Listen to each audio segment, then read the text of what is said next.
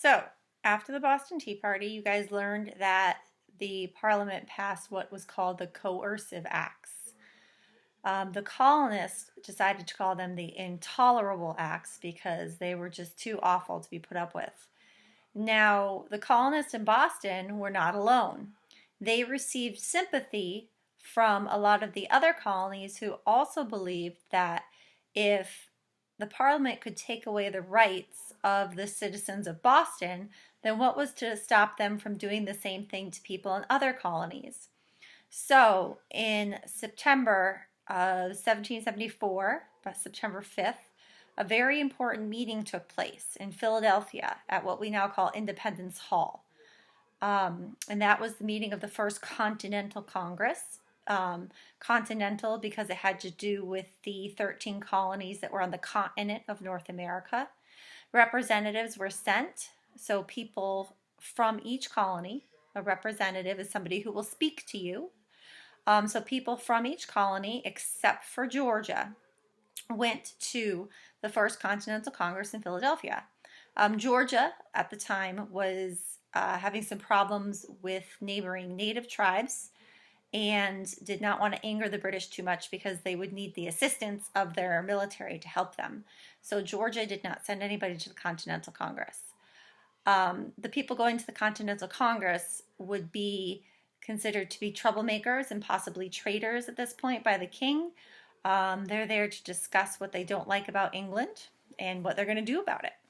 Some famous people you might know who went to that first Continental Congress, George Washington, our first president, John Adams and Samuel Adams, we both learned about from Massachusetts, members of the Sons of Liberty, and John Adams would become our second president.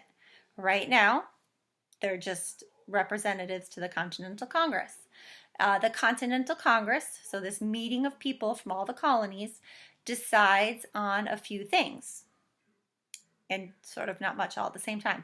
But they decide that they are going to let the king know how upset they are, what they think about what he's done, what they're going to do about it. And they're hoping that this will help to explain things and that the king will, in Parliament, will fix some of these problems, okay? So some of the things that they decide is that they don't need to obey the intolerable acts because they're unfair laws, and so they don't need to obey them. They want to let the king know how they feel about those, what their objections are, and what their rights are as citizens, and make sure that he understands how they feel about all this, okay?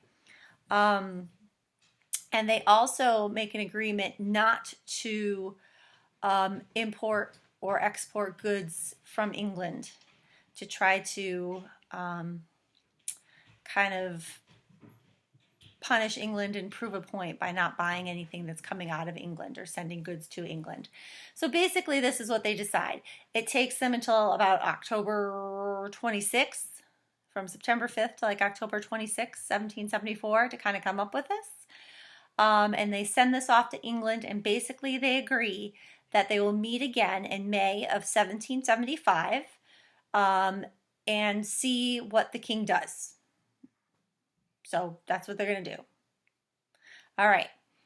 You are going to watch, you're going to get a reading, and you're going to watch a couple video clips. One video clip is from the series about John Adams. You guys watched a clip about that already that had to do with the Boston Massacre. And so when you see this video clip, you're going to see actors who are portraying or acting like members of the First Continental Congress in Philadelphia. And you are going to see a table of representatives or delegates off to the side, and the guy talking under his breath the whole time is John Adams, and those are the delegates from Massachusetts. And he basically thinks that the Congress talks a lot and doesn't do much, okay? And then you're going to watch a second video that explains a little bit more about the facts of the Continental Congress.